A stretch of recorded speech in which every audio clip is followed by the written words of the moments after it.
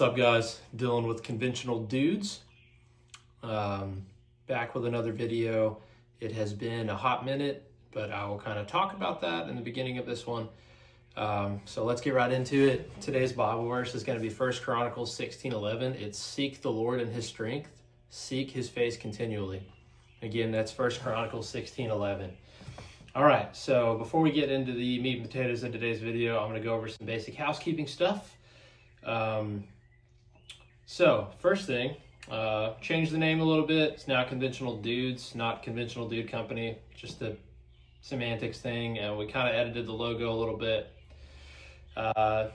Main driver behind that, I'm going to have two of my friends that are going to come on the channel, start making content. They're still both kind of tied up with work right now, but that's going to happen soonish. Which you guys know me, could be a year before that happens. Just kidding. Hopefully it'll be sooner than that. But we're going to bring two more guys on, and so that's going to allow us to bring some different perspectives into things and also bring some better content and just some more content in general. We're going to try to generate more. And they have different backgrounds than me, so that, like, again, they'll be able to bring different perspectives. With those guys, we're talking about doing some sort of giveaway once we kind of bring them on the channel. We'll probably do some sort of giveaway to help us get more subscribers. It's not going to be a paid giveaway or anything. It'll be free. It'll just be something where you have to subscribe to the channel, share it, comment, stuff like that. It'll be completely free for you guys, but it'll be a good giveaway. We're already tracking down some items for it. All right, so update on the medical series.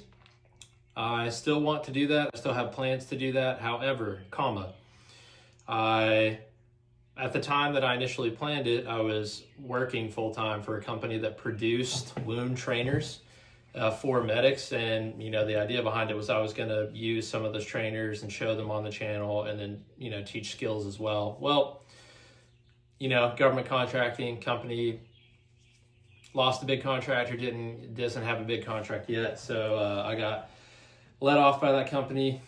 So the medical series is still coming, but I don't have nearly as much access to the training equipment, so I'm working another avenue for that. It will happen, guys, but it's just kind of delayed because of that. So I just wanted to be open and honest about that. I'm not just kicking the can down the road on you guys. It was an actual, situation. I kind of lost my access to all that stuff. So last thing I'm going to say, as far as housekeeping stuff, we do have our merchandise shop up now. It's just got, like a basic hat, a few t-shirts, some stickers, stuff like that. So if you want to support the channel, that is a great way. I'll put the link in the bio or in the description for this video, and also the link is in our channel page. It should be under our links on there as well. I should have worn one of my shirts. I'm not wearing one right now, but they are nice. They're comfort colors, if you guys are familiar with that. So they're good, high quality t-shirts. The logos have been coming out great. So yeah, if you'd like to support the channel, that is a great way to do it. Okay, so today's video, we're going to be talking about something that I picked up pretty recently. I've done 2 range days with it so far. So I have, I think 500 to 600 rounds through it. So not as much as, some other people on YouTube, but I will get more and I'll do an update video on this. But I just wanted to go ahead and talk about it because it's kind of my new carry thing. This is my Glock 40. This is my problem solver right here. And my new range toy all in the same time. So today we're going to be talking about this Gen 6 Glock 17. This is the COA version. With the aim point COA on it. I'm going to go ahead and just show there is no magazine and the gun is clear and safe. So we're good there. All right, so the Gen 6 Glocks have been out for a little while, and there's a few videos on them, but I just wanted to go ahead and give my 2 cents because that's what you do on YouTube, is you just give your 2 cents and see where it lands. All right, so my previous pistol was a Gen 5 Glock 19. My brother-in-law,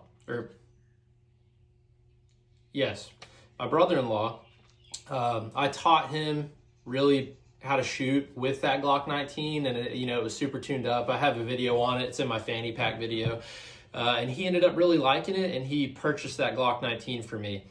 Well, I was already thinking about buying a full size anyway, just because I have pretty big hands. I like the way a full size fits in my hand. So I picked up this Gen 6 Glock 19, and it just so happened they had a COA, and with a military discount, this thing was like right at $1,000 shipped. So I just went ahead and picked up the COA. All right, so as you'll also see on this is a Surefire X300 Turbo. We'll talk about that in a sec. But just a basic overview, Gen 6 Glock 17 full size. Let's talk about some of the differences between previous generations and this generation. So this, specifically the Aimpoint COA edition, is going to have this A cut here. It's a specific cut for the COA. It is available on more handguns now. I know I've seen it on Echelons in the store, but I think it's available on even more, and they're going to be coming out with more handguns that it's available on. The COA, similar window size to an Acro, but a smaller footprint, and then also it's low. It sits really low on the gun. As you can see, these are not really suppressor height sights. These are like stock height sights. There you can see them, and it's able to co-witness with essentially stock height sights, so you don't need the super tall suppressor height sights, which is cool. I like how low profile it is because I've been appendixing this thing.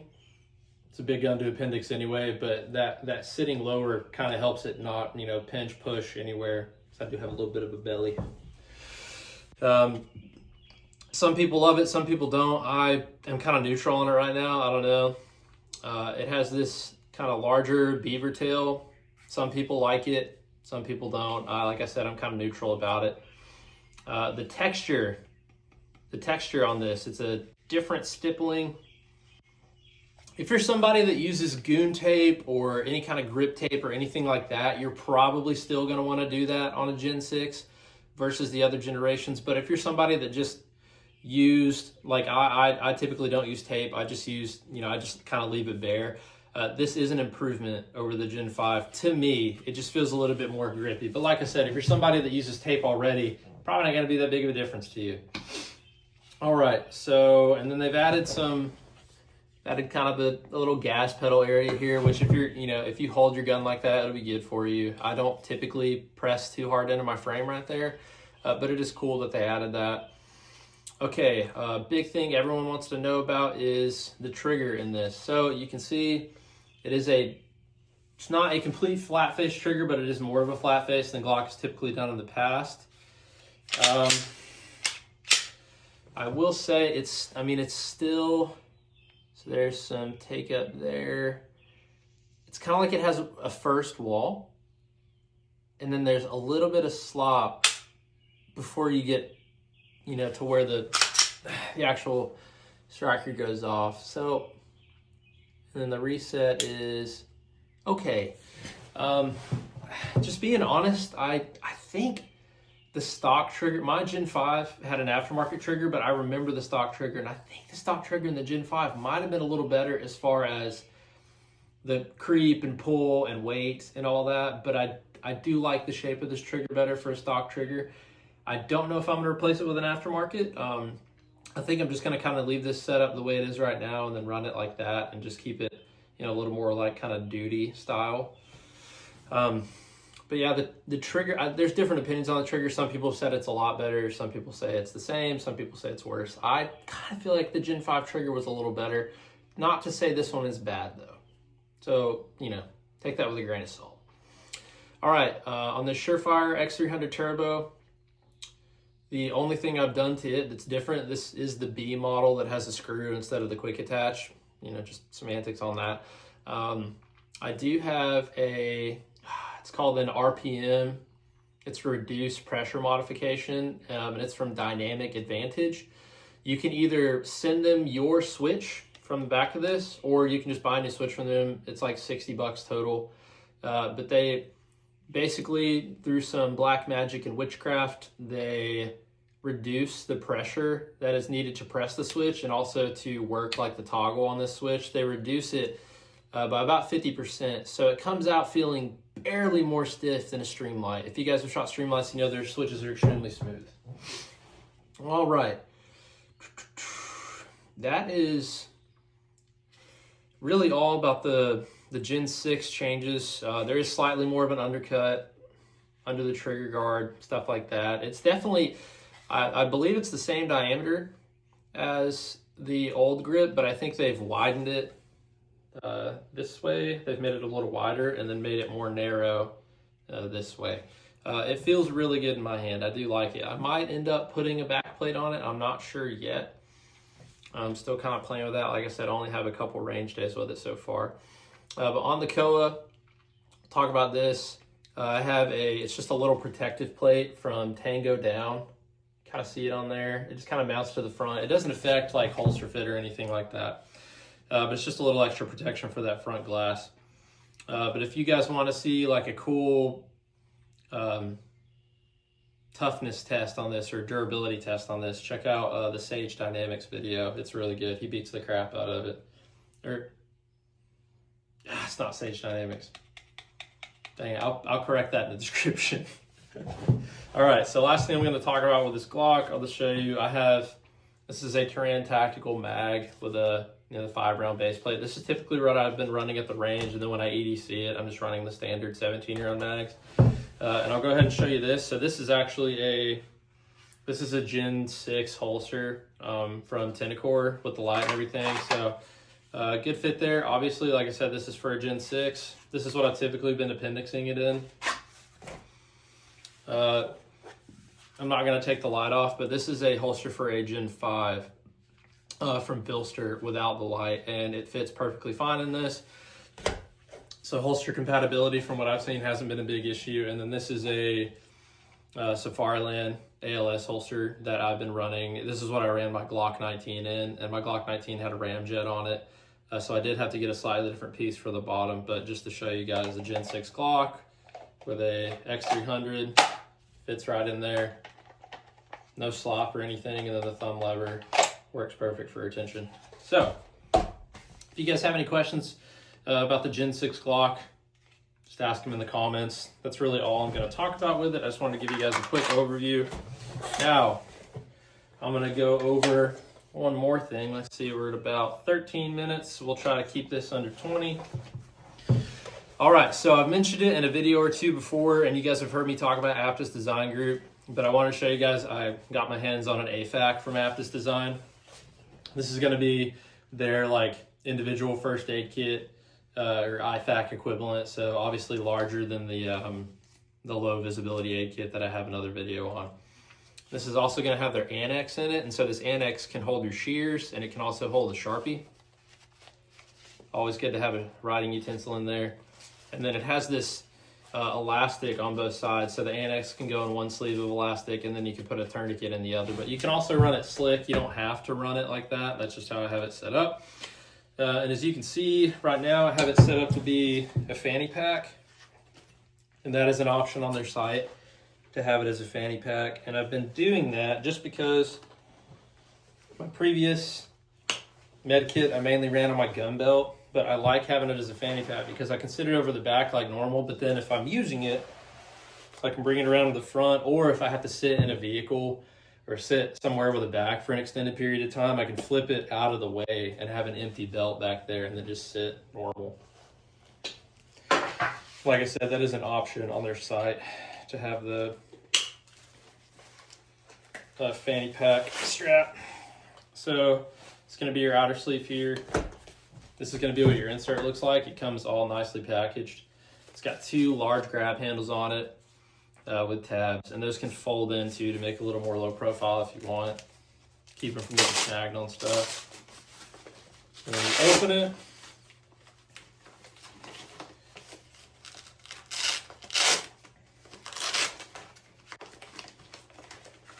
I like this a lot because when you open this inner pouch, this stuff is it's got hook and loop or Velcro, whatever you want to call it. It's got that on there, you know, and it keeps this little insert pouch in.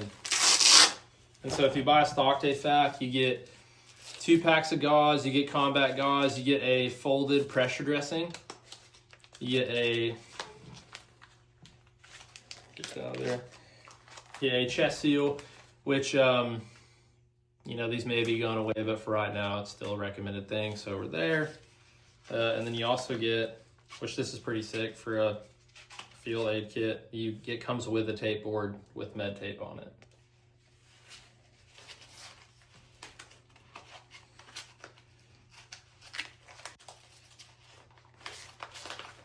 If you guys have watched my LVAK video, you can also put an LVAK in this and use it as the insert. In addition to that, you get some nitrile gloves. So again, I like that this is all compact, all holds together. And then this is really cool. The sleeve has some inner loops to where you could put another Sharpie or pen if you wanted to, or whatever you want to slide through there. You could even put like a needle D in there if you wanted. But then I like this one a lot because it has a casualty card in a sleeve. So you can fill out your casualty card and then it can be protected. And then you could use like this. You could use the loop to clip it onto someone's, you know, uniform or their clothing, or put their hand and wrist through it and it'll be on there. You can put it over their foot if their foot's small enough.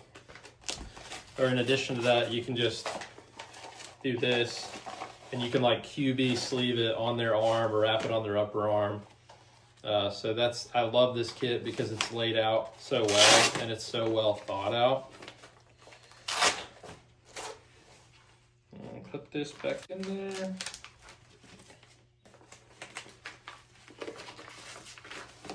Tighten that all up. Cool. And again, that's going to be the Aptus design AFAK. They also just came out with a PFAK. It's a pocket first aid kit. So check that out on their website. I'll have the link to Aptus Designs in the description. And then also you can get yourself some pretty cool swag. Got some trucker hats. Got the Bloodbeard flag back there.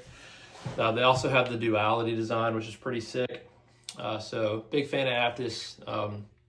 The owner's a good buddy of mine. So, you know, I love supporting my friends, obviously, and they support me. All right, guys, that is pretty much all I have for today. I'm going to go ahead and wrap this up. Let me know if you guys would be interested in us doing a giveaway in the comments. You know, it'll be something that's probably on YouTube and Instagram. We'll just run it together. I'm still working on that, but we'll definitely make videos in the future. We'll do a video that talks about obviously the giveaway and what items we're going to give away, and then we'll also do a video. It might not be all together. It might be a video of the 2 guys that are coming on the channel introing themselves, and then we'll post those on the channel for you guys to kind of meet them and get their background. And then, again, we might not always make videos together. They might be separate videos, but I think it'll be really helpful for you guys, and it'll bring, you know, some different perspectives, and you won't just have to stare at my ugly mug the whole time. So thanks for watching, guys. If you made it this far, you're a trooper. We're about 20 minutes in. I appreciate it. Y'all have a good one.